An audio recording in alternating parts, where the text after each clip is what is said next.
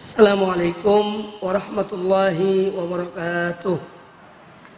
Innal hamdalillah nahmaduhu wa nasta'inuhu wa nastaghfiruh wa na'udzu billahi min shururi anfusina wa min sayyiati a'malina.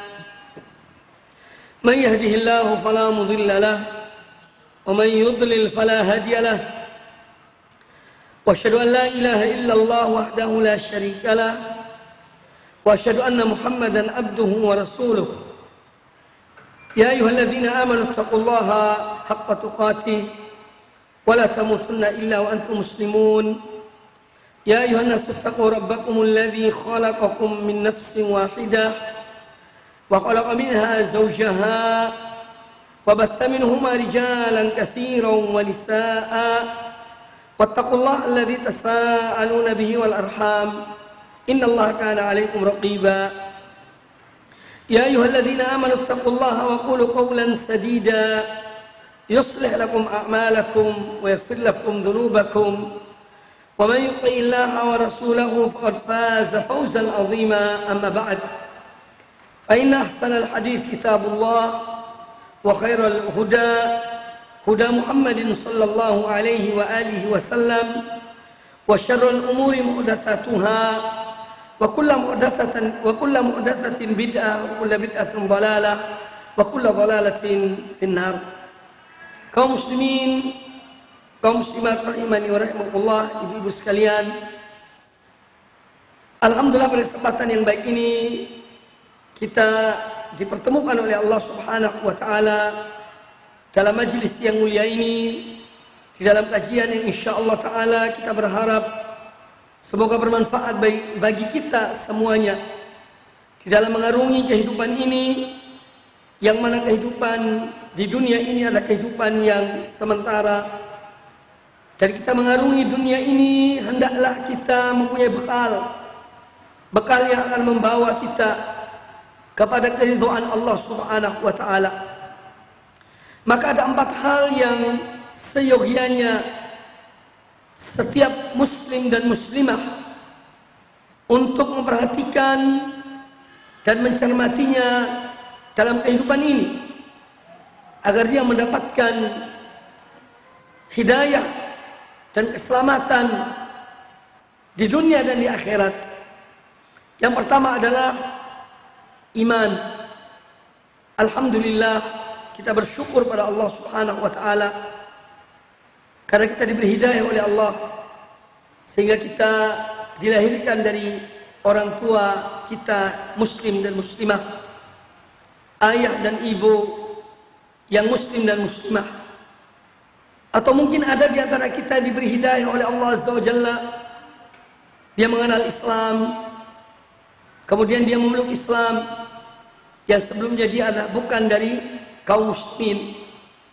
Semua ini merupakan nikmat dan pertolongan dari Allah Subhanahu wa taala serta hidayahnya. Maka iman yang kita miliki ini hendaklah kita menjaganya, kita memeliharanya, dan kita meningkatkannya.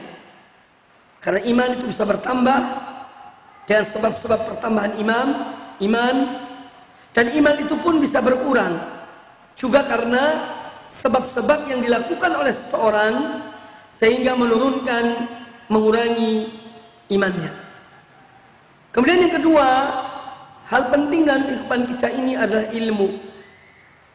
Ilmu ini sebagai rambu-rambu dalam kehidupan kita. Dan ilmu yang kami maksudkan adalah ilmu Allah, syariat Allah dan Rasulnya, Nabi kita Muhammad sallallahu alaihi wasallam. Berarti ilmu agama yang wajib kita pelajari, terutama hal-hal yang berkaitan dengan masalah-masalah pokok akidah ajaran agama kita, kemudian amalan-amalan, kewajiban-kewajiban dari ibadah-ibadah yang kita diperintahkan dan diwajibkan oleh Allah Subhanahu wa taala, hendaknya betul-betul kita mempelajarinya agar kita benar-benar berupaya untuk berjalan di atas rambu-rambu syariat Allah dan Rasulnya Nabi kita Muhammad sallallahu alaihi wasallam. Maka ilmu sangat penting, dan ilmu adalah jalan menuju surga. Ya, ilmu adalah jalan menuju surga. Kemudian yang ketiga, hal penting dalam kehidupan seorang mukmin mukminah adalah al-amal, yaitu berbuat, beramal. Ilmu yang kita miliki, yang kita pelajari, hendaknya kita berupaya untuk menerapkannya, untuk mengamalkannya. Ya, jangan sekedar belajar, sekedar datang ke majelis-majelis ilmu, tetapi kita tidak mengamalkan ilmu yang kita dapati, yang kita peroleh. Nah, ini nanti bisa berbahaya bagi kita. Dia akan menjadi bumerang bagi kita.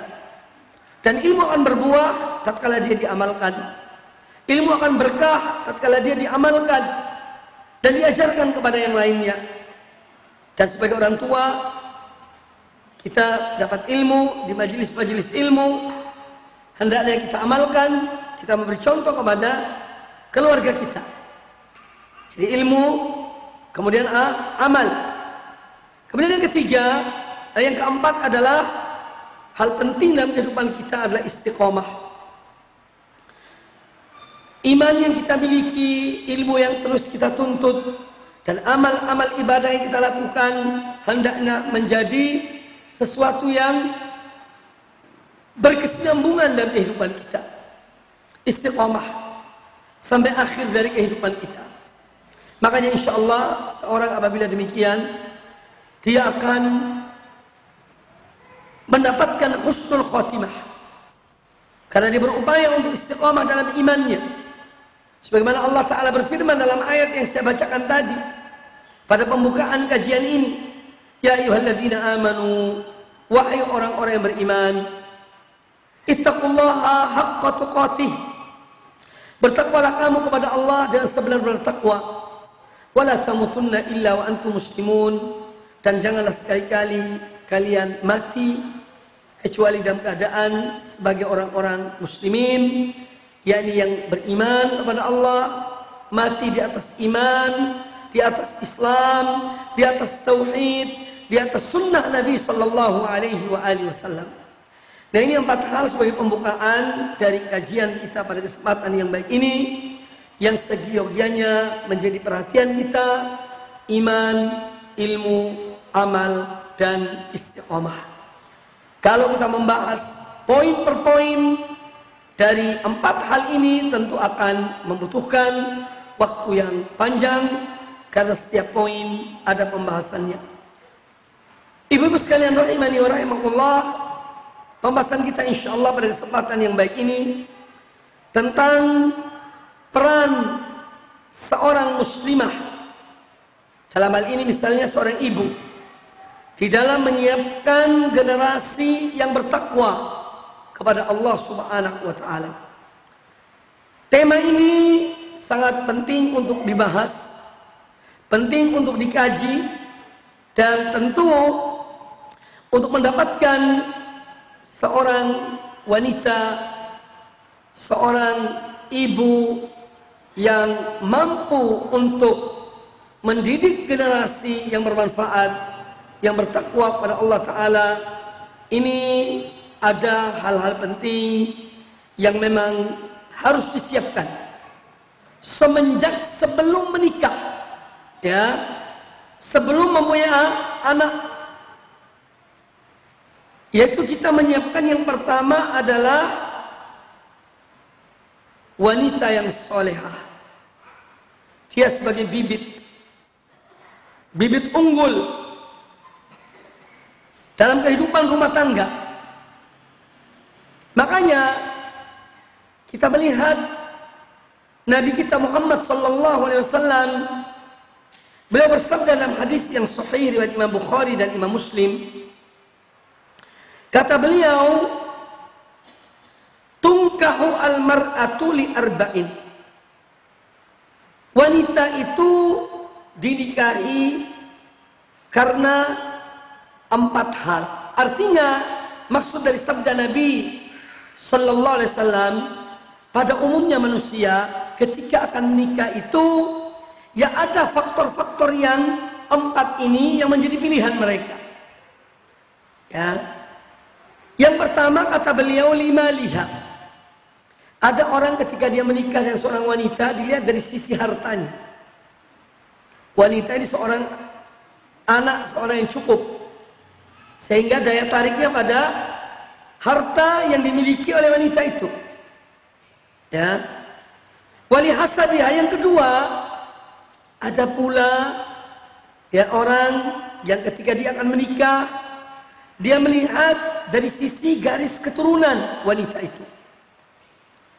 Ya, dia tidak penting wanita itu kaya, punya harta atau tidak, itu tidak penting baginya. Dia lihat dari sisi keturunannya. Wa lihasabiha. Kemudian yang ketiga, wali jamaliha. Wanita pun dinikahi karena kecantikannya. Ini ada pula manusia seperti itu. Tatkala dia akan menikah, yang dilihat dari sisi kecantikan wanita itu.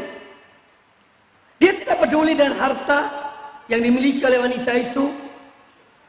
Entah dia punya harta atau dia tidak punya harta, entah garis keturunannya baik atau tidak, itu tidak menjadi perhatian baginya. Tetapi yang dilihat adalah dari kecantikan wanita itu. Jadi ada tipe manusia seperti itu.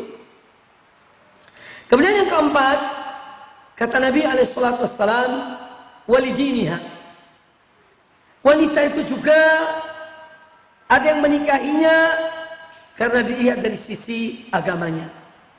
Jadi ada orang ya, ketika dia akan menikah, dia tidak melihat harta wanita itu, dia tidak melihat garis keturunannya, dia tidak melihat kecantikannya, tapi yang menjadi titik berat baginya adalah agama wanita itu.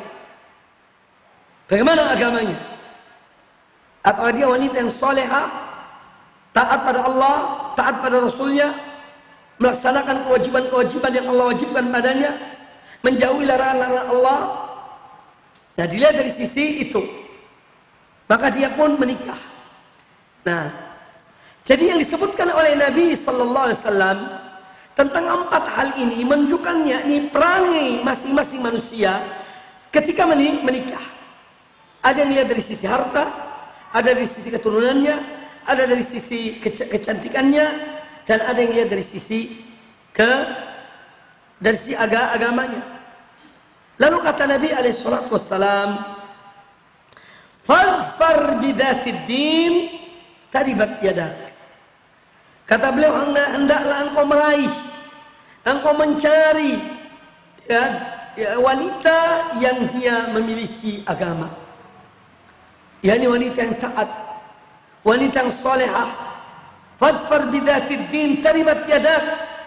Carilah wanita yang dia memiliki agama. Niscaya engkau akan mendapatkan kebahagiaan, ketenangan, ketentraman. Nah,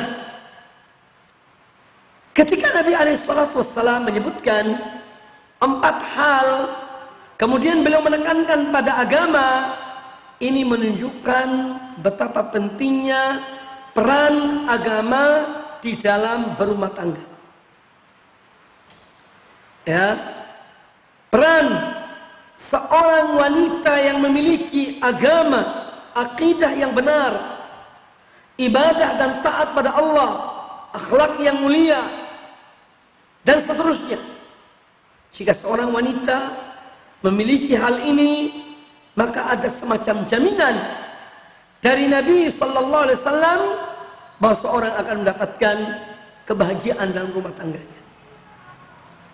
Bapak Ibu sekalian rahimani wa rahimakumullah. Kemudian faktor yang kedua, kalau hadis yang kedua yang disebutkan oleh Nabi Sallallahu Alaihi Wasallam tentang pentingnya seorang wanita, yakni wanita yang solehah maksud saya, yaitu apa yang diinformasikan oleh Rasulullah SAW dalam hadis Abdullah bin Amr ibn al-As radhiyallahu anhuma, kata beliau, Rasulullah SAW bersabda, "Inna dunya kullaha mata'un." Sesungguhnya dunia ini semuanya adalah merupakan kenikmatan. anugerah, kenikmatan dari Allah Ta'ala. Wa khairu mata'id dunya al-mar'atus sholihatu, dan sebaik-baik kenikmatan dunia ini adalah seorang wanita yang solehah, seorang istri yang solehah. Ini adalah poin yang pertama yang diperhatikan kalau kita ingin mendidik, mendapatkan generasi yang bertakwa kepada Allah Subhanahu wa taala, yaitu dari kedua orang tuanya. Mana yang laki-lakinya ya Ustaz? Kan baru dijelaskan tentang wanita, ibu. Baik. Tentang seorang suami yang baik, yang soleh, juga sebagai bibit dari generasi yang baik dan mulia, yang bertakwa, yang taat pada Allah Ta'ala. Salah satunya adalah hadis Rasulullah SAW yang diriwayatkan oleh Imam At-Tirmidzi dan yang lainnya dengan sanad yang baik, yang hasan atau sanad yang sahih. Rasulullah sallallahu alaihi wasallam bersabda, "Idza ja'akum man tardawna dinahu wa khuluquhu fa'ankihu." Jika datang kepada kalian seorang pemuda, seorang laki-laki yang kalian ridho akan agamanya, kalian ridho akan akhlaknya, laki-laki ini meminang anak perempuan kalian, fa'ankihu, maka kawinkanlah dia, nikahkanlah dia, yakni dengan anak perempuan kalian. Illa taf'alu, jika kalian tidak melakukan hal ini, ya,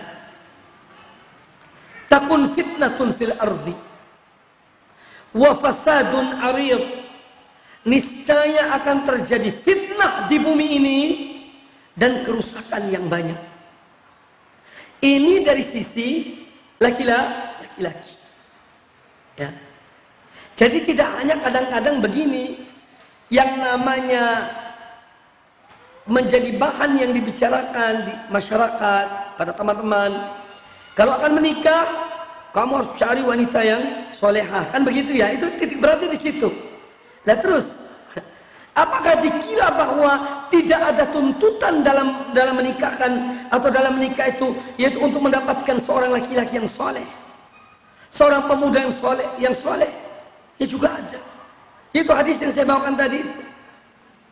Pedoman dari Nabi sallallahu alaihi wasallam, apabila datang kepada kalian seorang laki-laki yang kalian ridho agamanya,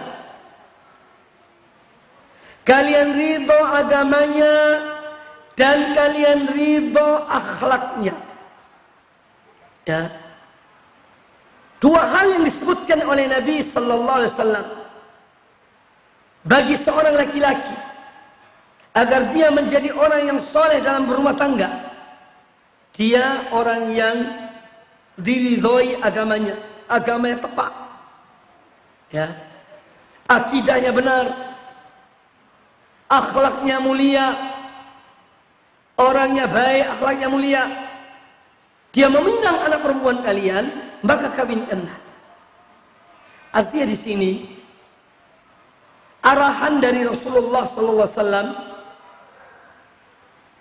supaya seseorang atau seorang wali yang mempunyai anak perempuan, kalau dipinang oleh seorang laki-laki, yang menjadi pokok pertimbangan adalah agamanya,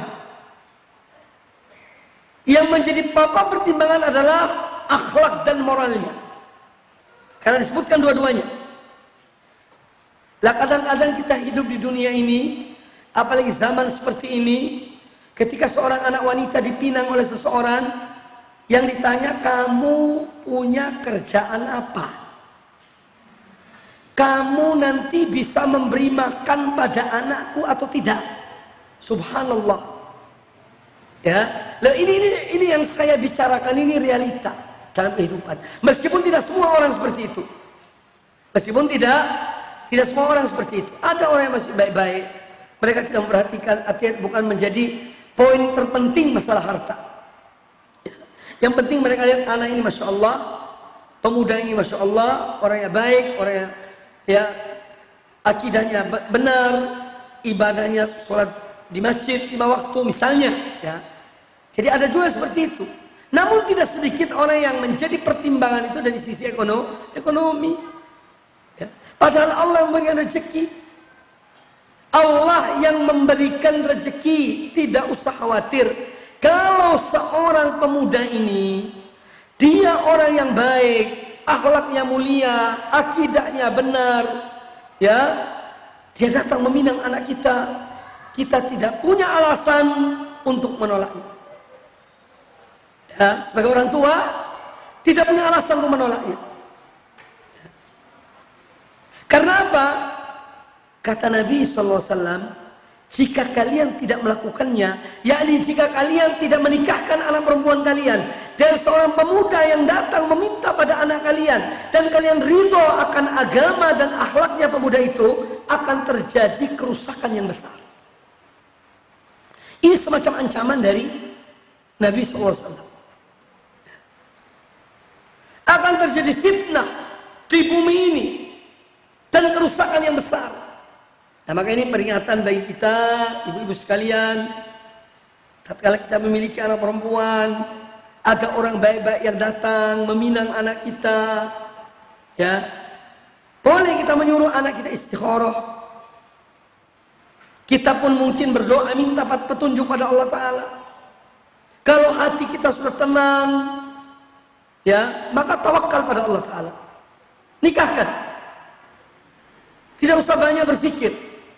Yakin pada Allah Ta'ala. Masalah rezeki, Allah yang akan memberikannya.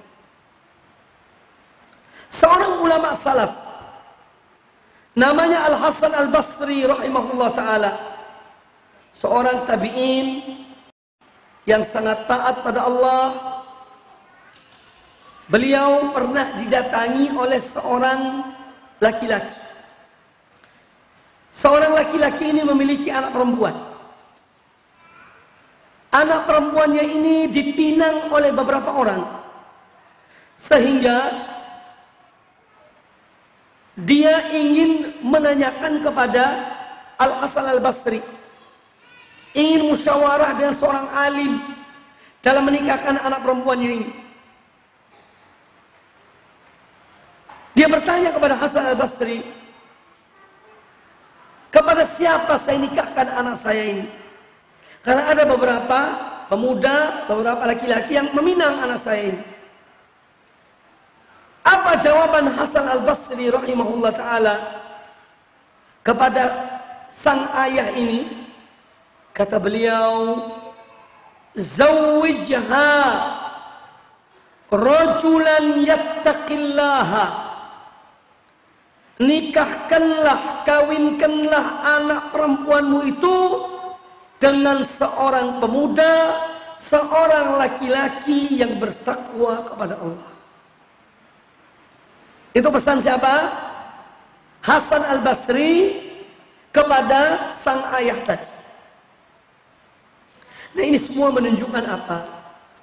Menunjukkan apa? Bahwa memang untuk mendapatkan garis keturunan, anak keturunan yang soleh-solehah, yang bertakwa pada Allah Ta'ala, ada faktor kedua orang tuanya mempunyai pengaruh ya. Makanya ketika di dalam judul ini disebutkan peran seorang muslimah dalam menyiapkan generasi yang bertakwa, yang pertama kita perhatikan dalam masalah ini dari kedua orang tuanya. Ini kaitan dengan pernikahan. Nah, kalau kedua orang tua itu insya Allah orang yang baik, soleh-solehah, maka insya Allah Allah akan memberikan kepada mereka juga keturunan yang baik, keturunan yang soleh. Nah, titik berat pada poin yang kedua yang akan saya sampaikan ini adalah kepada wanita. Karena memang wanita ini sebagai seorang ibu, dia lebih banyak bersama anaknya daripada sang ayah. Pada umumnya ayah itu keluar cari nafkah. Keluar mencari nafkah. Tidak banyak di rumah. Banyak keluar untuk mencari nafkah. Sehingga yang betul-betul mendidik seorang anak itu kebanyakan adalah para ibu. Nah, oleh karena itu titik beratnya juga kepada para ibu. Untuk apa?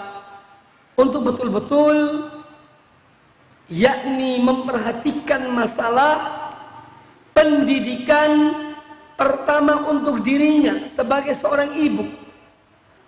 Hendaknya ibu itu mempunyai ilmu agama, tidak hanya metodologi pendidikan. Bagaimana mendidik anak, tidak hanya itu. Dari buku-buku yang kadang-kadang sumbernya bukan dari Islam, sumbernya dari pemikir-pemikir Barat misalnya. Yang lebih utama dari itu adalah bagaimana seorang ibu hendaknya dia memiliki ilmu agama. Karena dia akan menyalurkan ilmu yang kepada anak-anaknya. Kemudian ibu menjadi seorang yang dia itu sebagai pemberi contoh. Meskipun keteladanan itu tidak hanya dari ibu. Ayah pun harus memberikan keteladanan pada anak. Ya. Maka di sini ibu apabila ingin mendidik anak yang bertakwa pada Allah Ta'ala, hendaknya dia mempunyai ilmu. Makanya ibu-ibu sekalian rahimani wa rahimakumullah, disinilah pentingnya seorang wanita belajar agama, supaya dia tahu betul apa yang harus dia sampaikan kepada anak-anaknya, kepada keluarganya, terutama anak-anaknya. Belajar, menuntut ilmu, baik itu dengan mendatangi majelis ilmu, atau juga mungkin dengan membaca, atau juga mungkin dengan mendengarkan ya ceramah-ceramah para ulama, atau yang lainnya. Jadi ibu dengan dia mempunyai ilmu, maka insya Allah dia akan menyalurkan ilmu itu kepada anak. Ini pentingnya ilmu. Dan pentingnya ibu belajar ilmu. Ya. Kemudian dia menerapkan kepada anaknya dengan penuh kasih sayang. Dia mengajarkan bagaimana berwudu yang benar, bagaimana sholat yang benar, ya, bagaimana akhlak dan sopan santun dalam Islam. Kalau ibu mempunyai ilmu, melihat anak makan dengan menggunakan tangan kiri, ditegur, dinasihati dengan baik. Melihat anak mungkin mempunyai sifat pelit, tidak mau memberikan sesuatu pada temannya, ya diajarkan yang baik, disuruh untuk memberi. Nah, ini betul-betul penting sekali ibu itu mempunyai ilmu. Maka dari itu ibu-ibu sekalian rahimani wa rahimakumullah, faktor orang tua dalam mendidik generasi ini adalah sangat penting. Yang pertama adalah dengan ilmu, sehingga tidak salah dan tidak keliru dalam mendidik mereka. Kemudian yang kedua, ya, bahwa di dalam mendidik generasi, ya, karena rumah adalah lingkungan pertama sebelum yang lainnya, yaitu dalam lingkungan seorang anak, itu yang pertama adalah orang tuanya. Bukan sekolah, bukan pondok, bukan masjid, tetapi lingkungan pertama seorang anak itu adalah kedua orang tuanya. Maka dari itu Nabi kita Muhammad SAW bersabda dalam hal ini, pentingnya peran dua orang tua. Kata beliau dalam hadis sahih riwayat Imam Al-Bukhari dan Imam Muslim, kullu mauludin yuladu 'alal fitrati. Setiap anak yang lahir di muka bumi ini dilahirkan di atas fitrah, di atas kesuciannya, di atas keislamannya. Jadi pada dasarnya seorang anak itu lahir, dia itu condong fitrah nalurinya kepada Islam. Karena itu fitrah yang ada pada diri seorang bayi yang baru lahir. Lalu kata beliau sallallahu alaihi wasallam, fa abawahu yuhawwidanihi, namun kedua orang tuanya lah yang menjadikan anak itu sebagai orang Yahudi, au yunassiranihi, atau menjadikan anaknya sebagai seorang Nasrani, au yumajjisanihi, atau sebagai seorang anak yang sebagai seorang majusi. Nah, hadis ini memberikan pengertian pada kita ketika Nabi sallallahu alaihi wasallam mengatakan setiap anak yang lahir di muka bumi ini itu dia ada pada fitrah Islam. Tapi karena lingkungan dia lahir dari orang tua yang beragama Yahudi, maka anaknya ikut jadi Yahudi. Karena lingkungan keluarganya pertama kali dari golongan Yahudi, maka dia menjadi Yahudi. Kalau dia lahir dari kedua orang tua yang Nasrani, maka dia akan menjadi seorang Nasrani. Kalau dia lahir dari kedua orang tua yang Majusi, maka anaknya akan menjadi Majusi. Ini menunjukkan apa? Peran penting lingkungan keluarga terhadap anak. Peran orang yang berinteraksi dengan anak. Dan orang pertama yang berinteraksi dengan anak adalah kedua orang tua, ayah dan ibu. Ayah dan ibu.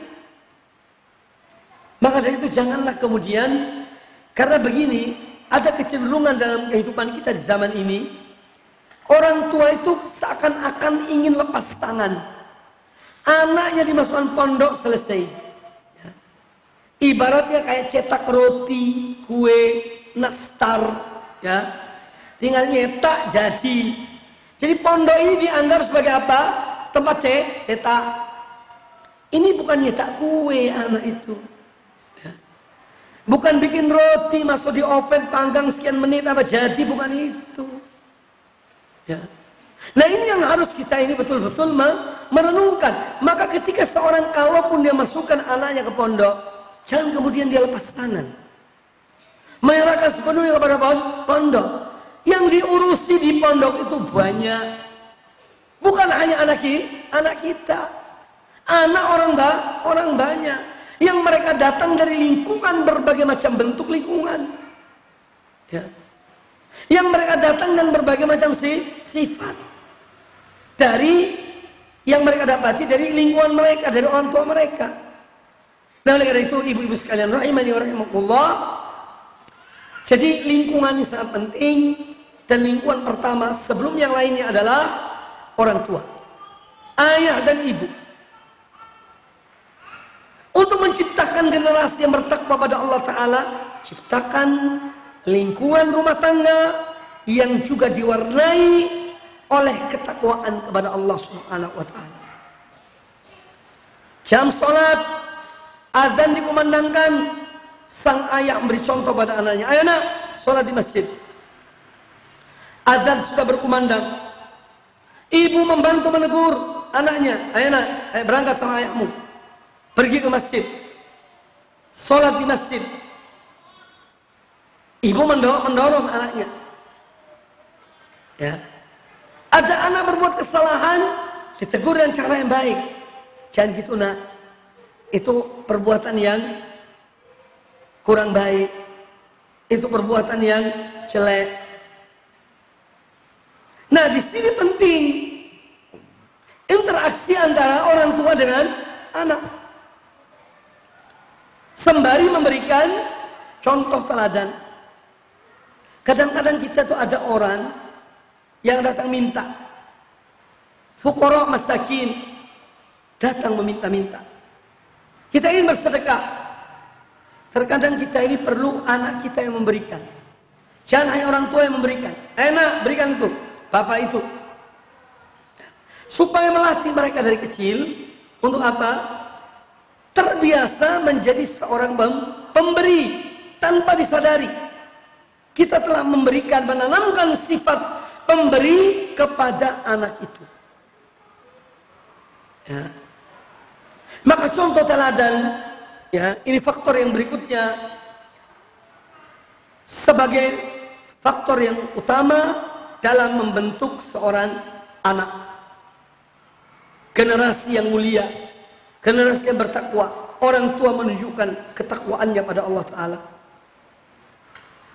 Ketika masuk waktu sholat, ayah ke masjid, ibu berwudu.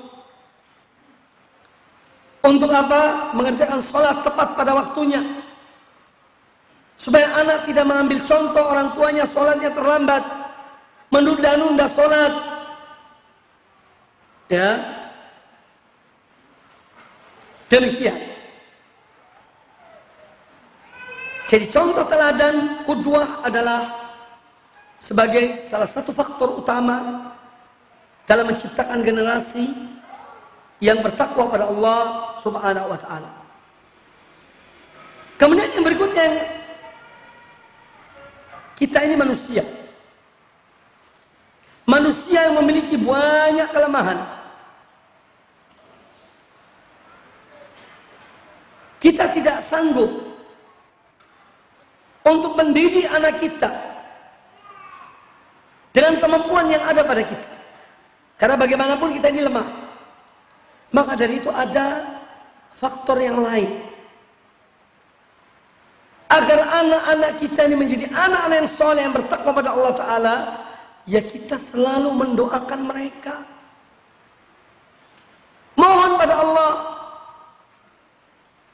Dan ini doa yang diajarkan oleh Allah dalam Al-Quranul Karim.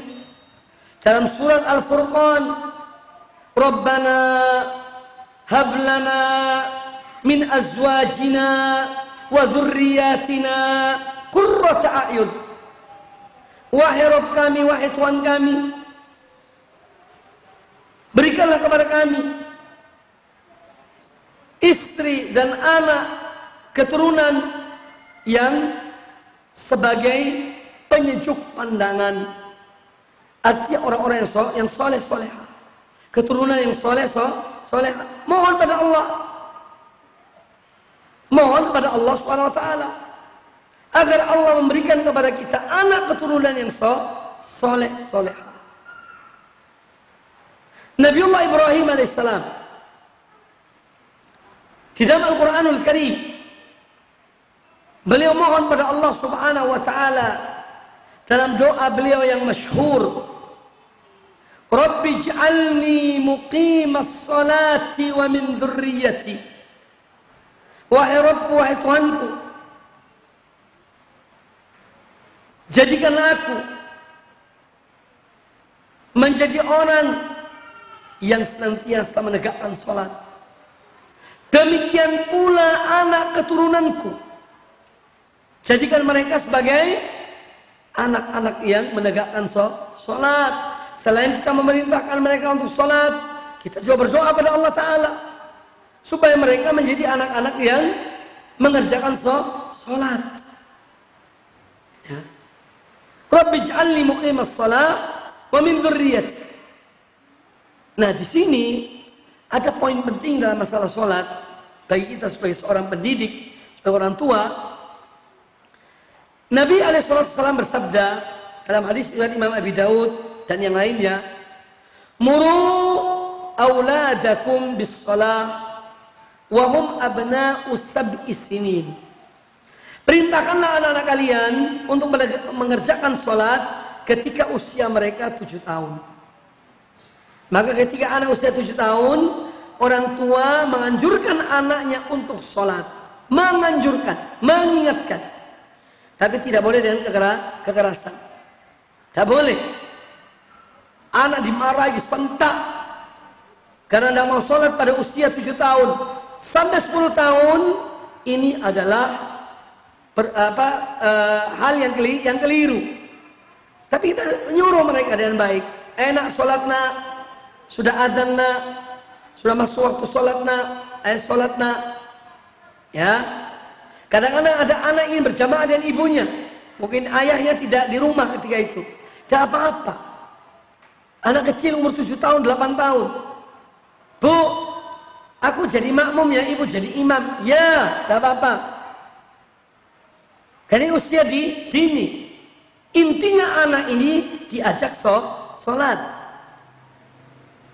Muru auladakum. Perintahkanlah anak-anak kalian untuk sholat ketika usia mereka 7 tahun. Wadribuhum 'alaiha wa hum abna'u 10 sinin. Dan pukullah mereka karena meninggalkan sholat di saat usia 10 tahun. Jadi lumayan cukup lama loh, 3 tahun, 7, 8, 9. Ya. 8, 9, 10. Kalau sudah 10 tahun, anak disuruh sholat, dia tidak mau, baru kita mulai jewer telinganya. Kalau ditanya, Bu, kok aku dijewer sih? Kita jelaskan, nah, yang suruh menjewer memukulmu itu adalah Rasulullah SAW.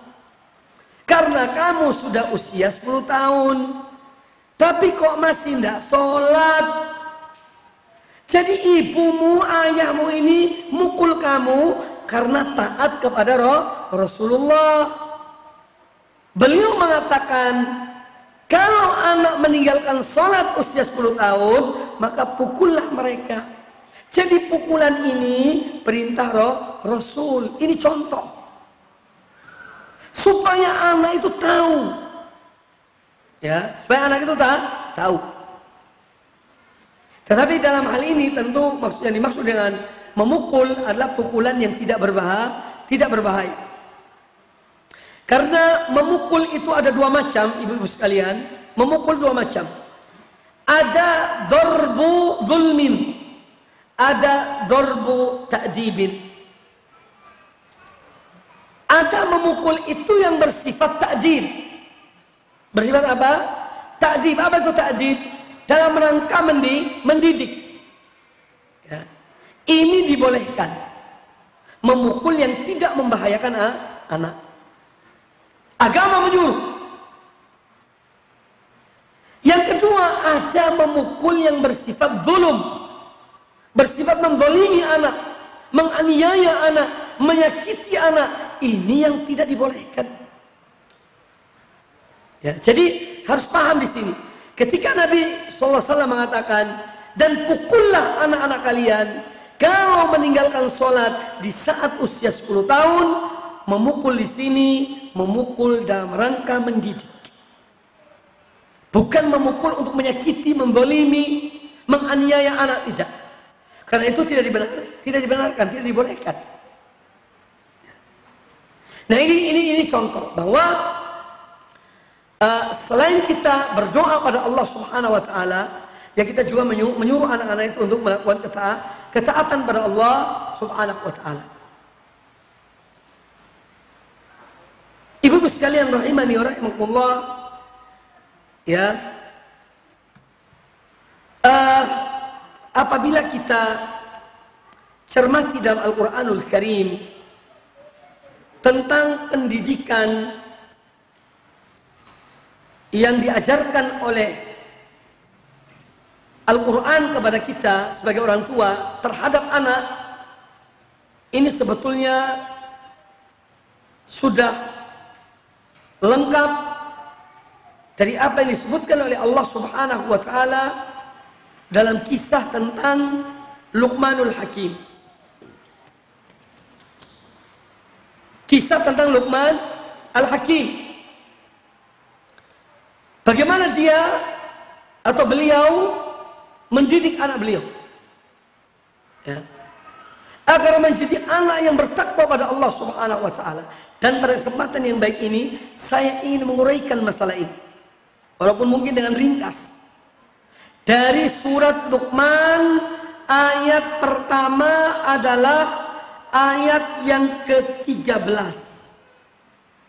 Ya. Ini dalam dunia pendidikan. Kisah tentang Luqman itu mulai ayat yang ke-13. Mulai ayat yang kedua, yang ke-12. Kemudian ayat 13 dan seterusnya dari surat Luqman, itu Allah menjelaskan kepada kita bagaimana Luqman memperhatikan anaknya agar menjadi orang yang bertakwa pada Allah Subhanahu wa taala dari poin-poin ajaran Luqman kepada anaknya. Mari kita menyimak. Bagi ibu-ibu yang ingin membuka Al-Quran, mushaf silahkan. Surat Luqman ayat yang ke-13. Allah berfirman, wa idh qala Luqmanu libnihi wa huwa ya'idhuhu ya bunayya la tusyrik billahi inna syirka la zulmun azim.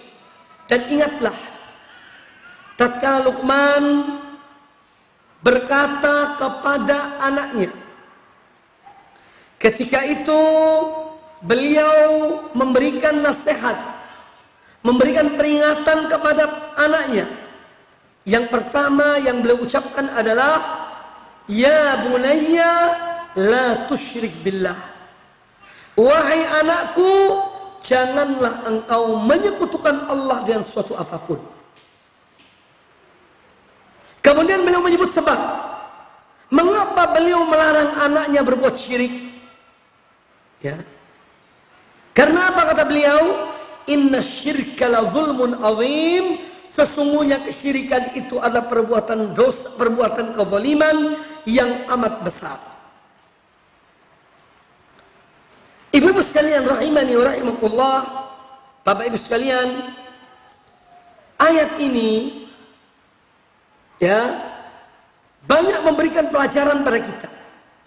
Dari ayat yang pertama dalam dunia pendidikan akidah atau pendidikan ala Luqman, ala Quran yang disebutkan pada surat Luqman ayat ke-13 ini. Yang pertama bahwa orang tua itu harus langsung berinteraksi dengan anaknya. Apalagi sang ayah, sang ibu. Luqman mengatakan interaksi langsung dengan anaknya. Wa idh qala Luqmanu li ibnihi. Interaksi dengan anak, baik dalam suatu pekerjaan atau dalam berbicara, ini menunjukkan pentingnya interaksi orang tua dengan anak. Yang kedua yaitu pentingnya nasihat. Wa huwa ya'idhuhu.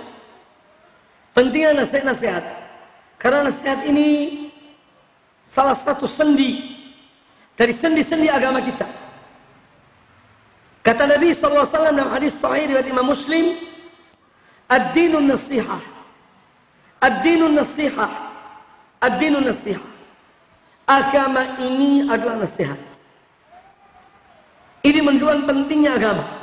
Pentingnya nasihat. Ya. Allah Ta'ala berfirman dalam surat Al-Asr, wal asri demi masa innal insana lafi khusrin. Sesungguhnya manusia berada dalam kerugian illal ladzina amanu wa amilus solihat. Kecuali orang-orang yang beriman dan beramal soleh. Wa tawassaw bil haqqi wa tawassaw bis sabri. Dan orang-orang yang saling wasiat mewasiati, nasihat menasihati dalam kebenaran, dan orang-orang yang selalu wasiat mewasiati, nasihat menasihati dalam kesabaran. Jadi nasihat mau'idhah hasanah sangat penting dari orang tua kepada anak. Kemudian yang ketiga, memanggil anak itu dengan panggilan kasih sayang. Kata Luqman pada anaknya, ya bunayya. Wahai anakku. Kalau mungkin bahasa kita sekarang, sayang, ayo nak, buah hatiku, cintaku. Ya. Loh, kita ini kadang-kadang begini ya, hal-hal yang kita lalaikan. Kalau anak orang kita panggil sayang, sini nak, sini sayang. Anak kita sendiri ndak. Lah kan aneh kan? Lah ini realita dalam kehidupan. Ya, oleh sebagian orang. Anak orang kita kayak sok-sok pura-puraan depan orang tuanya. Apalagi kalau ada orang tuanya. Nak, sini nak, senyum-senyum, manis. Ya. Tapi kalau anak kita, mata dipelototin. Lah iya. Ya. Awas kamu, awas kamu. Subhanallah. Ya. Ini salah satu kesalahan dalam dunia pendidikan anak. Maka justru anak kita ini yang kita betul-betul sayang. Panggilan kalimat-kalimat yang baik. Ya bunayya. Kalimat ya bunayya ini, kalau anak orang tua pada anak, itu ya bunayya. Menunjukkan panggilan yang menunjukkan kasih sayang orang ayah pada anaknya. Kalau anak kepada ayah, dipanggil apa? Abati. Sebagaimana Ibrahim mengatakan pada ayahnya, ya abati lima ta'budis syaitan. Wahai ayahku, kenapa engkau menyembah syaitan? Ya. Jadi ini penggunaan kata. Penggunaan kata terhadap anak ini penting. Ya. Makanya Luqman mengatakan pada anaknya, ya bunayya. Kemudian pelajaran lain dari ayat ini yang bisa diambil adalah menanamkan kepada anak tentang masalah yang sangat penting, yaitu masalah tauhid. Masalah tauhid. Karena di sini Luqman melarang anaknya berbuat syirik. Ya bunayya la tusyrik billah. Wahai anakku, wahai buah hatiku, wahai sayangku, janganlah kamu menyekutukan Allah dengan suatu apapun. Jadi yang pertama untuk mendapatkan mendidik anak-anak yang soleh solehah, yang bertakwa pada Allah Ta'ala, tanamkanlah yang pertama akidah yang benar pada mereka, akidah tauhid, agar betul-betul mereka tidak menyekutukan Allah dengan suatu, dan mereka hanya menyembah kepada Allah Subhanahu wa Ta'ala. Kemudian menyebutkan alasan. Poin yang lain dari ayat ini, yaitu Luqman menyebutkan alasan. Karena kadang-kadang anak itu bertanya, loh kenapa saya kok dilarang begini? Kenapa saya kok disuruh begini? Lah, jadi kita memberikan alasan kepada anak. Kata Luqman pada anaknya, inna syirka la zulmun azim. Sesungguhnya kesyirikan itu adalah perbuatan kezaliman yang amat besar. Ya.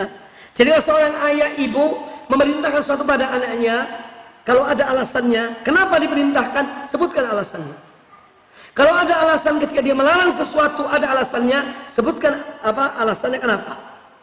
Supaya anak itu tidak ragu ketika dia melakukan sesuatu. Ya, ini nilai yang ada di situ, supaya anak itu tidak ragu kalau akan mengerjakan sesuatu karena ada alasannya, dia tahu alasannya apa. Demikian pula ketika dia meninggalkan sesuatu yang dilarang, dia tahu apa alasannya. Nah, jangan main api. Apa? Kamu bisa terbakar, panas, kena badanmu. Jangan main pisau misalnya, karena nanti kamu terluka. Kalau terluka darah keluar. Itu contoh saja. Ya, jadi penyebutan alasan penting dalam kita mengarahkan anak. Jadi yang pertama kali diingatkan oleh Luqman pada anaknya adalah tentang tauhid. Tentang tauhid, tentang akidah. Kemudian poin yang kedua, birrul walidain. Jadi pertama hak Allah, yang kedua adalah hak manusia. Dan manusia yang paling patut kita berbuat baik, paling patut kita taat adalah kedua orang tua kita, ya, ayah dan ibu. Makanya Allah menyebutkan di sini, wa wassayna al-insana biwalidayhi hamalathu ummuhu wahnan ala wahnin wa fisaluhu fi amaini an ishkur li wa liwalidayka ilayya al-masir. Ini wasiat tentang berbakti kepada kedua orang tua, supaya anak ini betul-betul bertakwa kepada Allah terhadap orang tuanya. Jangan sampai dia durhaka, karena durhaka kepada orang tua adalah ancamannya adalah ya api neraka kalau dia tidak bertobat, kalau dia tidak minta maaf kepada kedua orang tuanya. Sebaliknya berbakti pada kedua orang tua Jaminannya adalah surga. Jaminannya adalah surga. Orang yang berbakti kepada kedua orang tuanya. Ya. Innal walid awsatu abwabil jannah. Atau kama qala Nabi sallallahu alaihi wasallam. Kata beliau bahwa sesungguhnya orang tua itu adalah pintu surga yang paling utama. Yani penyebab seorang masuk surga setelah iman pada Allah Ta'ala adalah dia berbakti kepada kedua orang tuanya. Demikian pula firman Allah dalam surah Al-Isra ayat 23, wa qada rabbuka alla ta'budu illa iyyah wa bil walidaini ihsana. Ini semua dalam rangka apa? Mendidik anak menjadi orang bertakwa. Pertama dia bertakwa kepada Allah Subhanahu wa taala. Yang kedua dia memperhatikan kewajibannya kepada kedua orang tuanya. Supaya dia menjadi orang yang takut kepada Allah kalau durhaka kepada kedua orang tuanya. Kemudian pada ayat yang berikutnya ini adalah nasihat Al-Quran kepada anak. Ya. Wa in jahadaka ala an tusyrika bima laysa laka bihi ilmun fala tuti'huma wa sahibuhuma fid dunya ma'rufa. Dan jika kedua orang tuamu mereka berupaya agar kamu menyekutukan aku dengan sesuatu yang kamu tidak mempunyai ilmu tentangnya, maka janganlah kamu menaati kepada kedua orang tuamu. Tetapi apa? Wasahibuhuma fid dunya ma'rufa. Bergaulilah mereka berdua, yakni kedua orang tuamu di dunia ini dengan cara yang terbaik. Ini nasihat Allah kepada anak yang menunjukkan bahwa anak tidak boleh taat pada kedua orang tuanya kalau mereka mengajarkan kesyirikan pada anaknya. Kalau mereka mengajarkan atau menyuruh berbuat syirik pada anaknya, maka orang tua tidak boleh, maka anak tidak boleh taat. Tetapi dia bantah dengan cara yang baik, dia menolak dengan cara yang baik, dengan akhlak yang mulia. Ya. Ini tentang adab. Adab anak pada orang tua yang mungkin berbeda akidah, berbeda agama. Ketika orang tuanya menyuruh dia untuk bersyirik pada Allah Ta'ala, dia harus menolak dengan cara yang baik. Tapi tetap menjaga hubungan dengan orang tuanya, tetap silaturahmi. Wasahibuhuma fid dunya ma'rufa. Dan gaulilah mereka berdua di dunia ini dengan cara yang baik. Meskipun orang tua kita, naudzubillah min dzalik, mungkin ada orang tua yang bukan muslim, orang tua yang mempunyai keyakinan yang lain, kita tetap mempunyai kewajiban berakhlak pada mereka, bergaul dengan mereka dengan cara yang terbaik. Kemudian wasiat yang berikutnya, ini menanamkan ketakwaan pada anak. Kata Luqman kepada anaknya pada ayat yang ke-16, pada ayat yang ke-16, ya, pada kita langsung. Pada ayat ke-16 kata Luqman pada anaknya, ya bunayya, innaha in taku mithqala habbatin min khardalin fatakun fi sakhratin aw fis samawati aw fil ardi ya'ti biha Allah innallaha latifun khabir. Kata Luqman pada anaknya untuk menanamkan apa yang dinamakan dengan ketakwaan pada Allah Ta'ala, agar anaknya senantiasa menjadi anak yang muraqabatullah, selalu merasa bahwa dia dipantau oleh Allah Ta'ala, dia dilihat oleh Allah Ta'ala, didengar ucapannya oleh Allah Subhanahu wa Ta'ala, diketahui perbuatannya meskipun dia berada di mana. Ini penanaman rasa takwa dari Luqman kepada anaknya. Kata beliau, wahai anakku, sungguh jika ada sesuatu perbuatan seberat biji sawi, jika ada satu perbuatan seberat biji sawi, yakni yang kamu lakukan, dan berada dalam batu atau di langit atau di bumi, niscaya Allah akan memberikannya balasan. Sesungguhnya Allah maha luas lagi maha teliti. Ini menunjukkan bahwa memang anak harus ditanamkan supaya dia merasa bahwa dia dipantau oleh Allah Ta'ala. Makanya ketika seorang orang tua anaknya pergi, anaknya pamit pada orang tuanya, ya ibu, aku mau safar pergi ke tempat ini. Kita ingatkan, nak, ingat nak, dimanapun kamu berada, Allah melihatmu.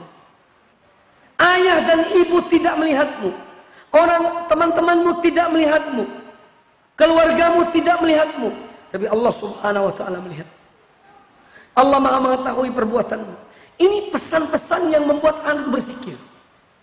Maka ketika dia akan melakukan sesuatu, dia ingat pesan orang tuanya. Iya ya, walaupun orang tua aku tidak tahu, tapi Allah mengetahui. Ya. Jangan kita remehkan masalah ini. Ya. Ya. Nah kita kan anak-anak kalau mau pergi izin, ada perkemahan bareng misalnya dengan teman-temannya. Nah, sudah siap bekalnya belum, nak? Sudah beli beras belum? Beli mie goreng belum? Bawa obat belum? Pilek, obat pilek, Panadol atau yang lainnya. Nah, yang diingatkan gitu-gitu. Ya. Tapi yang gini jarang diingatkan. Ya, pesan, nak, ingat nak, jangan meninggalkan sholat. Dimanapun kamu berada, jangan berbuat maksiat. Allah maha mengetahui walaupun orang tua tidak melihat. Cari teman yang baik dan seterusnya. Ini pesan-pesan buat anak itu, dia tuh memikirkan, berpikir ketika dia akan berbuat sesuatu. Ya. Ini penting dan dicontohkan oleh Al-Quran. Ini pendidikan ala Al-Quran. Makanya Allah ceritakan dalam ayat-ayat ini tentang nasihat Luqman kepada anaknya supaya kita mengikuti, mengambil pelajaran. Sekarang contoh yang lain, masalah HP. Salah HP ini tidak perlu anak keluar rumah. Anak tidur malam di kamarnya, kalau orang tua sudah tidur, dikunci kamarnya, kita tidak tahu apa yang dilakukan oleh anak. Ya. Nah pesan-pesan ini pun penting kepada mereka. Yaitu tentang apa yang mereka lihat, apa yang mereka dengar. Iya. Kadang-kadang kita ini memang tidak boleh terlalu percaya. Anak ketika memakai handset ini di telinganya sama pura-pura sedang dengar apa? Ngaji, ya. Tak taunya musik loh dalam situ. Mau dipasang di telinganya kok. Jadi sekarang ini memang harus betul-betul kontrolnya itu ya ditingkatkan. Kalau perlu kadang-kadang kita ambil coba, ngaji benar apa enggak? Didengarkan. Kalau dia tidak mau, berarti ada yang lain yang didengar. Tapi kalau dia mau, berarti benar anaknya. Nah, jadi zaman kita ini berbeda dengan zaman dulu. Sekarang ini serba, ya ini mengkhawatirkan. Tapi kita juga jangan terlalu khawatir. Yang penting kita punya tanggung jawab, kita laksanakan. Nasihati mereka, arahkan mereka, doakan mereka. Selebihnya serahkan pada Allah Subhanahu wa Ta'ala. Kita lakukan apa yang mampu kita lakukan. Adapun selebihnya kita serahkan pada Allah Subhanahu wa Ta'ala.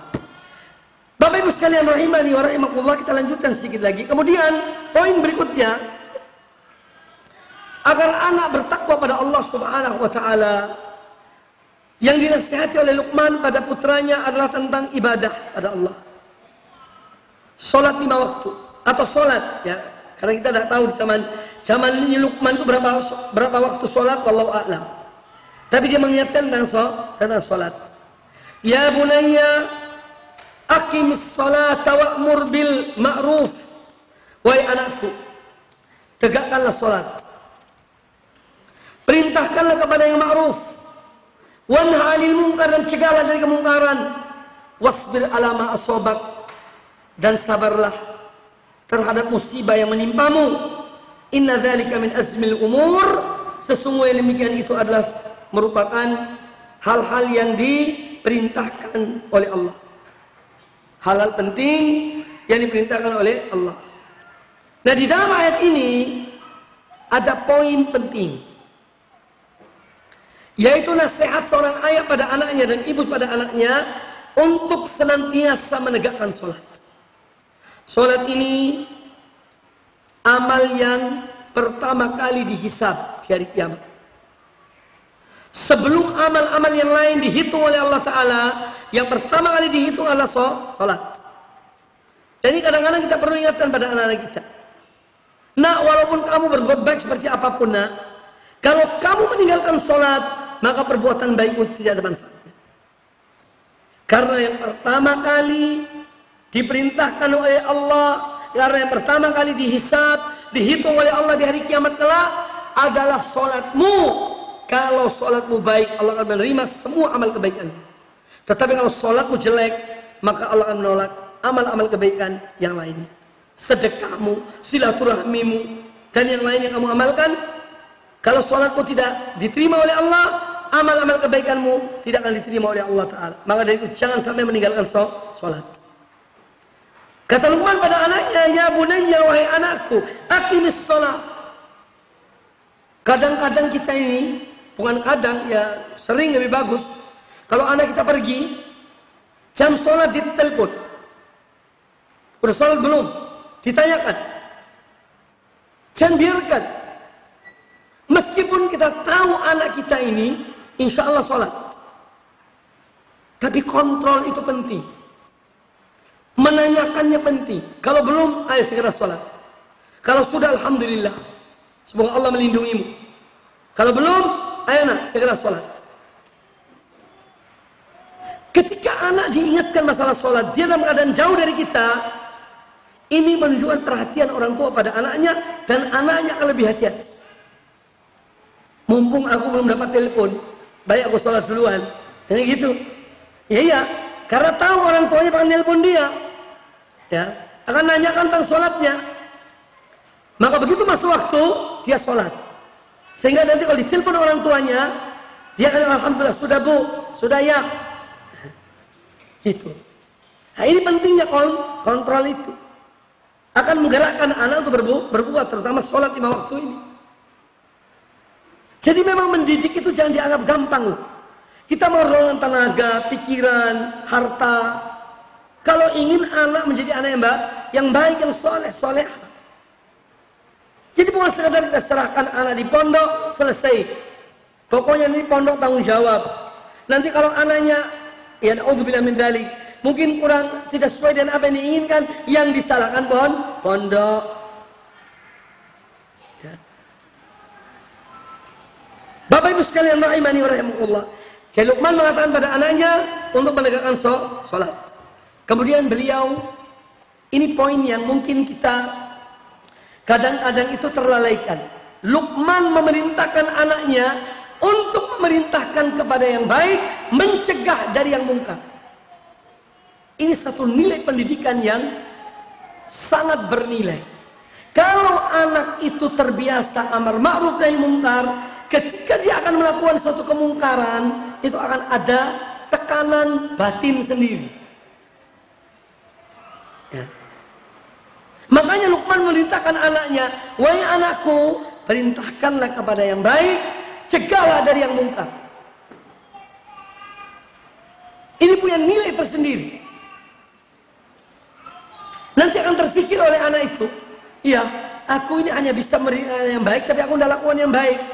Ini mendorong dia untuk berbuat baik. Aku mencegah yang mungkar, tapi aku lakukan yang mungkar. Ini akan mencegah dia dari perbuatan mungkar, karena dia mencegah dari kemungkaran. Itu poin yang diinginkan oleh Luqman pada anaknya, supaya terbiasa melihat yang ma'ruf, yang baik, yang ditinggalkan, agar dilakukan. Suatu yang mungkar dikerjakan supaya ditinggalkan. Ya. Kemudian beliau memerintahkan untuk bersabar, karena sholat, amar ma'ruf, nahi mungkar, ini hal-hal yang memang harus sabar. Wasta'inu billah, wasta'inu bis sabri wassalah. Mintalah pertolongan pada Allah dan penuh kesabaran, dan dengan sholat. Sholat ini memerlukan kesabaran. Kalau orang tidak sabar, sholatnya akan cepat-cepat. Iya. Tidak sedikit seorang wanita yang akan berdandan, hadiri nikahan perkawinan, sholatnya cepat. Karena takut terlambat, ini sudah jam harus hadir perkawinan, ada kondangan, sholatnya jadi cepat. Ya. Iya. Padahal sholat memerlukan kesabaran, baca dengan tumaknina, baca dengan tenang, ruku dengan tenang, i'tidal dengan tenang, sujud dengan tenang. Ya. Jadi sholat memerlukan kesabaran. Amar ma'ruf memerlukan kesabaran. Nahi mungkar memerlukan kesabaran. Makanya beliau memerintahkan setelah menyuruh anak itu sholat, ya, kata beliau, menyuruh anak sholat dan untuk memerintahkan yang baik, mencegah dari yang mungkar. Lalu kata beliau, wasbir ala ma asobaka. Bersabarlah engkau atas apa yang menimpamu. Karena seorang kalau amar ma'ruf nahi mungkar, biasanya ada tantangannya. Banyak orang tidak senang. Ya. Banyak orang tidak senang. Maka itu resiko. Harus sabar. Oleh itu Luqman memerintahkan sabar pada anaknya. Kemudian ayat yang berikutnya 18 dan 19 ini semua tentang akhlak. Tentang akhlak. Kata beliau, wala tusair haddaka lin-nasi wala tamshi fil ardi maraha innallaha la yuhibbu kulla mukhtalin fakhur. Ayat ke-18, dan janganlah kamu memalingkan wajah dari manusia karena sombong. Beliau mendidik anaknya supaya berakhlak mulia, hendaknya tawadhu, rendah hati kepada para hamba-hamba Allah. Jangan sombong, jangan angkuh, karena Allah tidak menyukai orang-orang yang sombong dan angkuh. Ini pendidikan akhlak kepada anak. Orang yang tawadhu itu dicintai Allah, dicintai manusia. Orang yang sombong dibenci Allah, dibenci oleh manusia. Itu sudah sunnatullah. Kalau ada orang tawadhu, rendah hati, kita senang pada orang itu. Kita cinta pada orang itu. Karena orang yang tidak pernah ngomong sombong, tidak pernah mengeluarkan kata-kata yang menyombongkan dirinya, dia tawadhu, dia rendah hati, maka dicintai oleh hamba-hamba Allah. Dan Allah mengangkat derajatnya karena rendah hatinya, tawadhu'nya.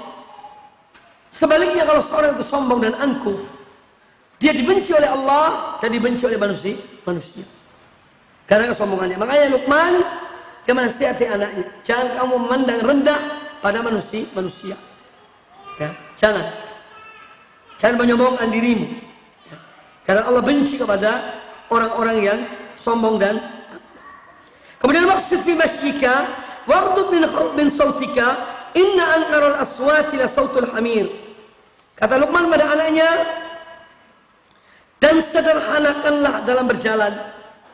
Berjalan itu jangan terlalu cepat, jangan juga terlalu lambat. Berjalanlah yang sewajarnya. Ya. Kemudian waghdud min sautika. Ya. Dan lunakkanlah suaramu, yakni rendahkanlah suaramu. Jangan teriak-teriak. Kalau bicara yang kalem, tidak perlu menjerit. Jangan berteriak. Jangan rendahkan suaramu. Sesungguhnya seburuk-buruk suara ialah suara keledai. Diibaratkan orang yang berbicara teriak, ya ini ibarat suara keledai. Intinya berbicara dengan suara yang baik. Artinya yang bisa dipahami, didengar oleh yang mendengarkannya. Jadi Bapak Ibu sekalian rahimani wa rahimakumullah, bahwa surat Luqman ini, yakni dalam kisah tentang Luqman menasihati anaknya, semua sisi itu ditanamkan oleh Luqman. Dari sisi akidah, dari sisi ibadah, dari sisi untuk muraqabah agar anak merasa dipantau oleh Allah Ta'ala. Kemudian dari sisi akhlak, ya, sehingga kemudian akan menjadikan sebuah generasi anak yang takwa kepada Allah Subhanahu Wa Ta'ala dimanapun dia berada. Dan ini poin penting. Kita jangan mendidik anak kita untuk takut pada kita di saat kita ada di depannya. Tapi hendaknya kita jadikan dia anak yang bertakwa pada Allah Ta'ala dimanapun dia berada. Jangan dia bertakwa pada Allah kalau ada kita. Kalau kita tidak ada, dia tidak bertakwa pada Allah. Jangan. Ini pendidikan yang salah dan keliru. Ya. Jadi tanamkan pada anak supaya dia bertakwa pada Allah Ta'ala dimanapun dia berada. Sebagaimana sabda Nabi SAW, ittaqillaha haitsuma kunta. Bertakwalah kamu kepada Allah dimanapun kamu berada. Wa atbi'is sayyi'atal hasanata tamhuha. Dan ikutilah satu perbuatan buruk dan kamu berbuat baik, niscaya perbuatan baik itu akan menghapus perbuatan burukmu. Wa khaliqin nasa bi khuluqin hasanin, dan gaulilah manusia dan akhlak yang mulia. Hadis singkat tetapi mengandung makna yang luas. Hak Allah, hak diri kita, dan hak sesama hamba-hamba Allah Subhanahu wa taala.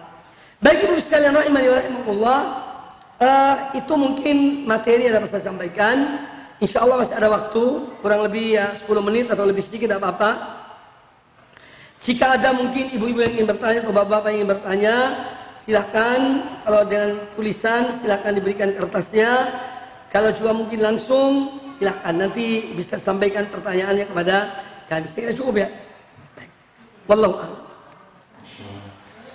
Jazakallah khairan kepada Ibu dan Ustaz Warahmatullahi wabarakatuh. Alhamdulillah banyak faedah ilmu Masya Allah dalam mendidik anak kita yang kadang selalu terlalaikan atau bahkan kita kelewatan untuk poin-poin yang disampaikan oleh beliau. Masya Allah pada kesempatan pagi hari ini Insya Allah banyak banget poin faedah yang bisa kita dapatkan untuk senantiasa membentuk generasi yang benar-benar bisa bertakwa kepada Allah, benar-benar merasa di Allah Subhanahu wa taala.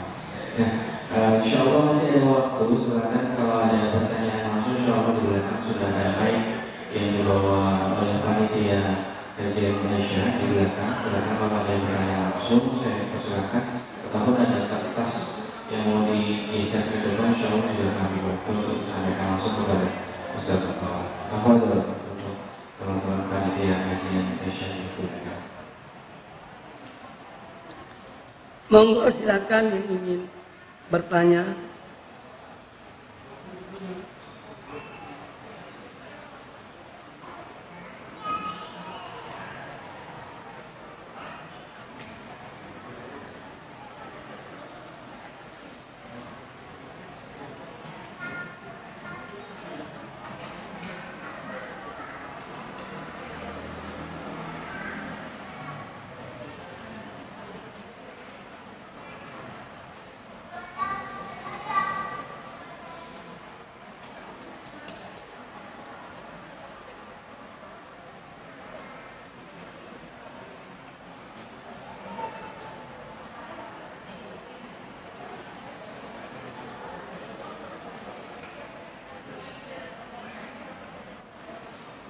Sambil menunggu pertanyaan, mungkin saya izin memberikan sedikit informasi untuk rangkaian safari dakwah bersama Sallallahu Alaihi di Kota Madinah dan Ponorogo. Alhamdulillah, insya Allah sudah berlangsung mulai hari kemarin, hari Jumat, yang dimulai setelah maghrib ada di Masjid Islam Center Ponorogo. Insya Allah setelah ini Ustaz akan melanjutkan rangkaian safari dakwahnya untuk nanti pada luhur. Insya Allah kajian terbatas khusus untuk karyawan di Negara Bido, dan lanjut nanti malam pada maghrib Insya Allah akan berlanjut kajian umum dibuka untuk ikhwan dan akhwat, bapak ibu semuanya bisa lanjut mengikuti kajian safari dakwah beliau di Masjid Al-Islah Al-Irsyad di Jalan Diponegoro.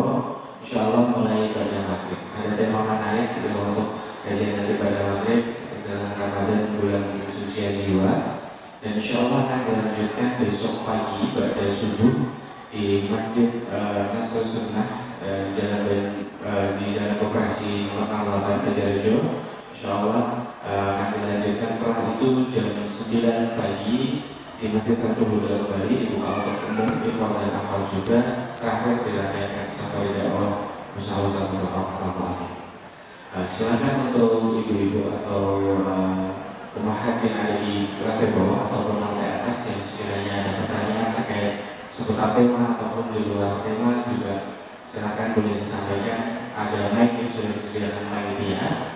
Apakah kalian ingin menyampaikan langsung? Kalau tidak berkenan boleh memberikan kertas disampaikan panitia. Insya Allah akan dibacakan langsung oleh Ustaz.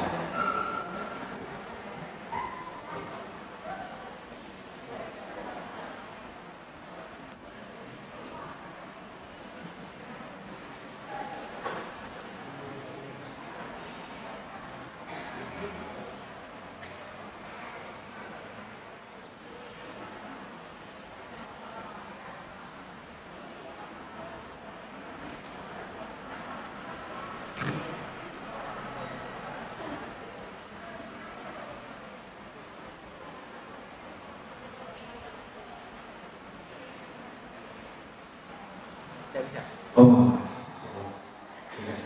ada problem ini dari saya. Sebentar ya.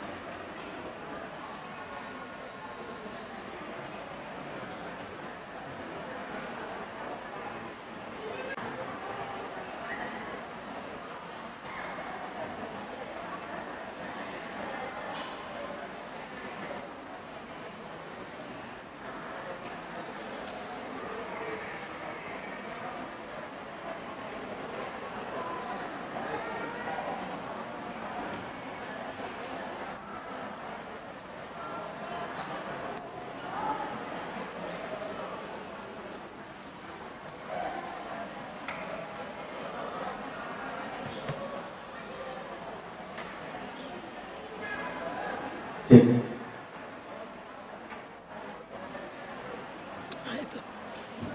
Cek.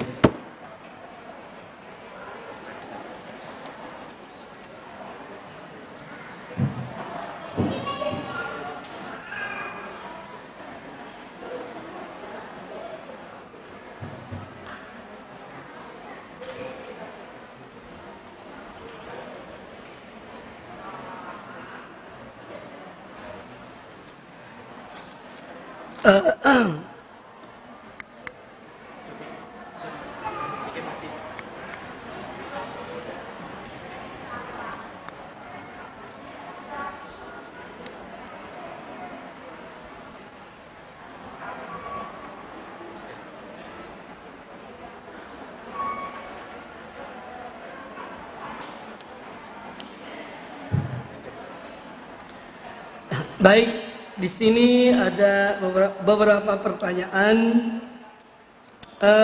Yang pertama, Ustadz, bagaimana kiat untuk mendidik anak atau menanamkan ihsan. Karena anak di tengah zaman yang istilah zaman HP zaman sekarang itu. Jazakumullah khairan wa iyyak. Baik, memang harus ada contoh-contoh yang kita berikan kepada anak ya tentang keberadaan Allah Subhanahu wa taala yang senantiasa melihat dan mengetahui perbuatan hamba-hambanya. Ya memang ini mungkin agak sulit ya, tapi kadang-kadang kita perlu dengan ucapan. Tidak mengapa seorang ucapkan, nah meskipun ya orang tua tidak bersamamu, namun Allah melihatmu. Dimanapun dimanapun kamu berada, Allah Subhanahu wa taala senantiasa melihat, mengetahui apa yang kamu lakukan. Terkadang juga mungkin dengan ucapan, ya. Tapi kadang-kadang mungkin bisa dan praktek, ya, dan mempraktekkannya, ya. Jangan mempraktekkan dalam bentuk perbuatan.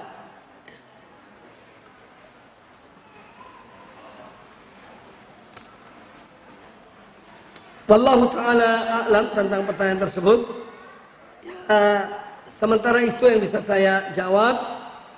Cuman kadang-kadang kita perlu misalnya semacam menguji anak.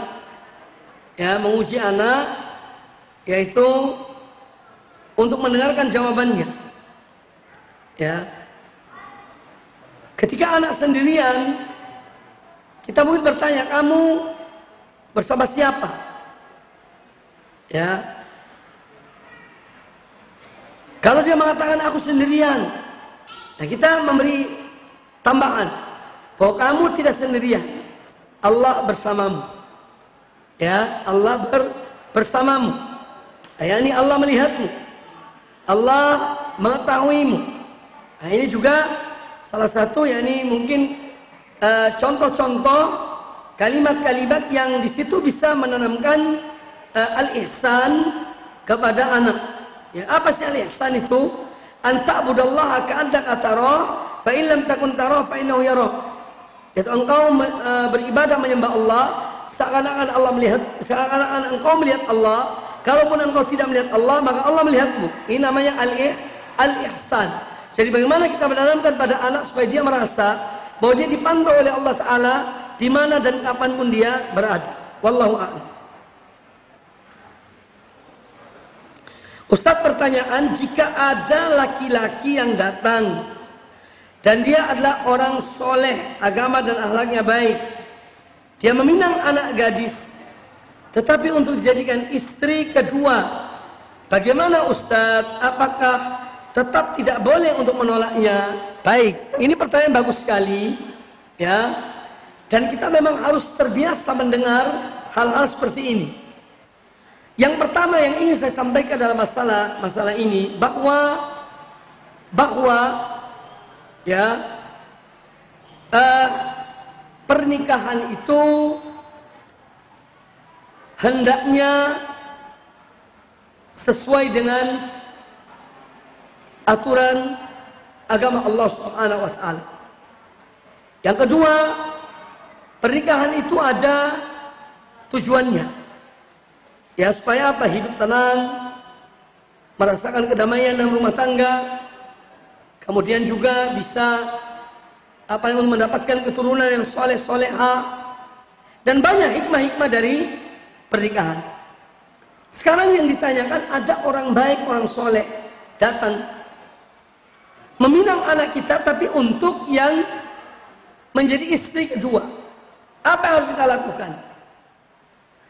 Kita ini harus mengetahui bahwa ada aturan-aturan di negeri kita ini untuk berpoligami, dan aturan itu insya Allah ya ada hikmahnya, karena banyak yang terjadi dari poligami itu biasanya istri kedua itu menjadi sesuatu yang tidak secara resmi, tetapi sehingga karena tidak resmi maka anak tidak mendapatkan akte lahir, anak juga tidak mendapatkan warisan kalau orang tua meninggal, ya. Nah, dari sisi ini maka kita ini harus hati-hati. Kalau dia mau menikah dengan anak kita sebagai istri kedua, harus secara resmi supaya hak-hak anak kita tidak terzolimi. Karena ketika dia menikah dengan anak kita tanpa surat nikah, itu dia semaunya nanti laki-laki itu. Kalau ada hal-hal perkara-perkara yang harus disidangkan berkaitan dengan hak-hak, itu istri kedua tidak mendapat hak karena tidak ada surat. Maka dari sisi itulah kemudian orang yang akan menikahkan anaknya dengan orang lain dengan status istri kedua, ya juga harus memikirkan masalah ini. Bukan masalah tidak boleh menikah. Kita tidak melarang orang menikah. Oh, Allah memerintahkan, Allah membolehkan, ya. Tetapi dalam hal ini kita harus menjaga juga hak-hak anak kita. Jangan sampai dia tidak mendapatkan haknya hanya karena ya tadi pernikahan dengan nikah sir. Syaratnya ada saksinya, ada walinya, ada mas kawinnya, ada ijab kabulnya, ya. Tetapi tidak ada surat nikah. Yang surat nikah ini ibarat SIM, hak-hak diberikan. Kalau istri meninggal, kalau suami meninggal, maka istri mendapat warisan, anak mendapat warisan. Tapi kalau tidak ada surat, ya, maka anak yang dari istri kedua dia tidak akan mendapatkan warisan. Iya. Apalagi kalau istri pertama, ia juga sudah tertanam kebencian, ya, dia tidak boleh berikan kepada istri kedua. Maka di sini ada hal-hal yang negatif, ya. Jadi kita bukan bicara masalah boleh tidaknya nikah itu, artinya bahwa poligami tidak dilarang dalam agama. Tetapi memang ada syarat-syaratnya. Ya. Seorang itu mampu, dia punya kemampuan dalam menikah, ya, dia memberikan jaminan kepada istri keduanya dan seterusnya. Wallahu ta'ala a'lam. Yang namanya orang tua itu tidak mau melihat anak yang menderita, ya. Yang namanya orang tua tidak ada yang mau melihat anaknya menderita karena perlakuan suaminya. Maka dari itu kalau misalnya ada orang tua yang dia ikhlas, dia artinya dia bolehkan anaknya menjadi istri kedua, tapi juga lihat sisi lainnya. Ini nikah ini ada suratnya atau tidak? Ya. Kalau tidak ada suratnya, sebaiknya ditahan. Karena kalau punya anak, kalau punya ini dan seterusnya, akan ada hak-hak yang akan tidak tersampaikan kepada yang berhak. Nanti tuntutannya di akhirat. Ya, wallahu a'lam. Assalamualaikum warahmatullahi wabarakatuh. Semoga ustaz keluarga dalam lindungan Allah, amin ya rabbal alamin. Demikian pula yang bertanya, bolehkah menjaharkan sholat maghrib saat sholat bersama anak kecil usia 4 tahun, sedangkan kita tidak yakin apakah dia bertahan sholat sampai akhir? Sebetulnya perintah Nabi kepada kita untuk menyuruh anak sholat itu di saat usia 7 tahun. Jadi kalau di saat usia 4 tahun, ya sini kalau saya lihat dari pertanyaan ini tidak menjaharkan pun tidak mengapa, ya. Kalaupun orang tua menjaharkan, seorang ibu mau menjaharkannya, silakan. Tapi dia tahu bahwa anak ini bakal lari keluar, ya, cari mainannya, karena dia belum bisa bertahan lama. Anak kecil itu cenderung banyak geraknya. Ya, jadi kembali kepada yang kepada ibu yang membaca itu. Dia ingin keras sekali, silakan, dalam rangka juga mungkin mengajarkan anaknya untuk mendengar ayat-ayat Al-Fatihah dan surat-surat pendek. Tapi kalau juga tidak mengapa. Karena kita memang disuruh untuk memerintahkan anak kita sholat di saat usia 7 tahun, bukan pada usia 4 tahun. Wallahu ta'ala a'lam. Pertanyaan berikutnya. Assalamualaikum warahmatullahi wabarakatuh. Ustaz, bagaimana cara untuk mengingatkan suami untuk menundukkan pandangan dan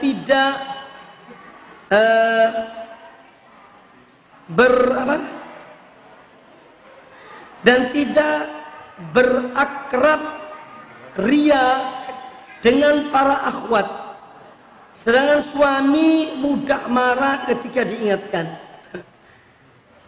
Ya, ini ujian juga bagi istri. Ya. Jadi kita memang dijadikan Allah Ta'ala satu dengan lainnya adalah ujian. Ya. Wa ja'alna ba'dakum li ba'din fitnatan afala tasbirun. Ya. Dan Allah jadikan di antara kita ini sebagai ujian. Bersabar atau tidak, itu pertanyaannya. Bersabar atau tidak.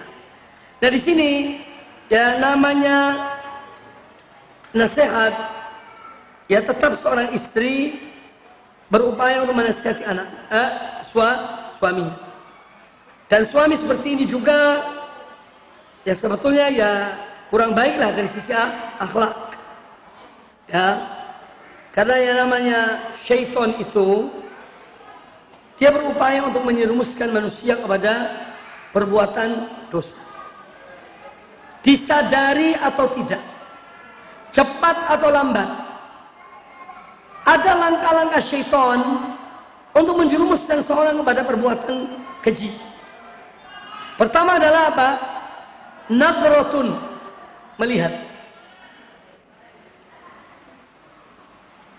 Yang kedua, fasalamun.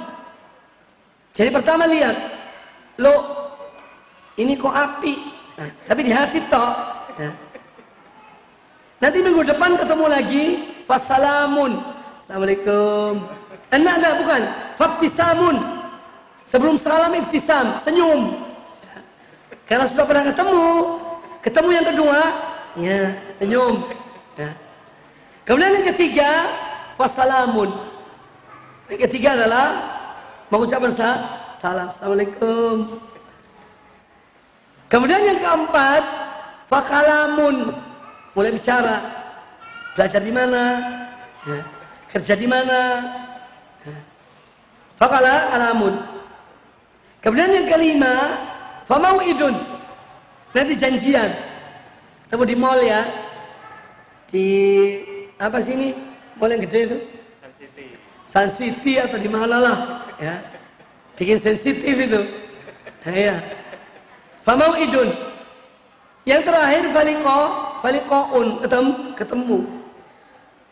Jadi yakni memang fitnah itu, apalagi fitnah wanita, sebagaimana sabda Nabi sallam, ya, ma taraktu fitnatan ya asyaddu ala rijali minan nisa.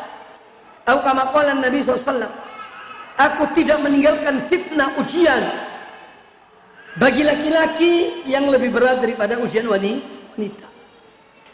Ini yang bicara ini siapa? Rasulullah Sallallahu Alaihi Wasallam. Ya. Nah, oleh karena itu Anda sebagai istri, menurut saya, kalau perlu hadis itu ditulis di dinding rumah. Ya.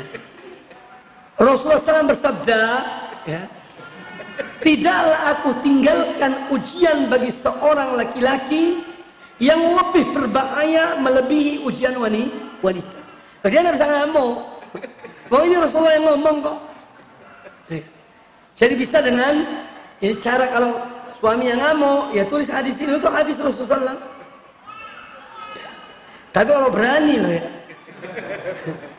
Sebab kalau suami ini akan menyobek, wah itu tidak benar juga.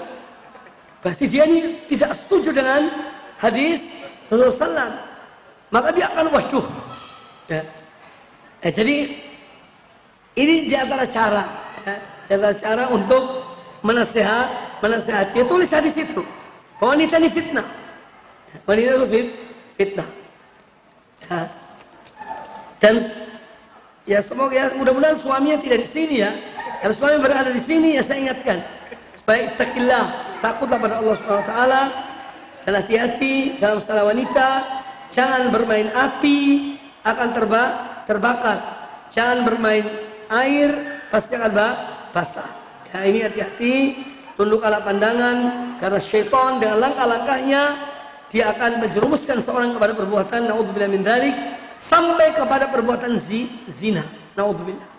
Wallahu a'lam. Kalau materi pertanyaan pakai naik langsung karena tadi baiknya masuk dalam sudah disiapkan, silakan.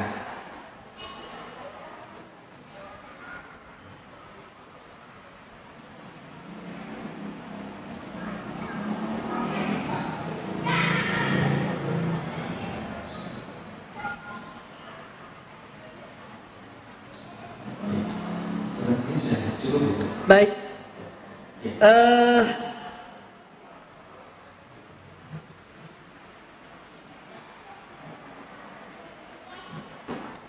Baik, demikian apa yang dapat sampaikan pada kesempatan yang baik ini.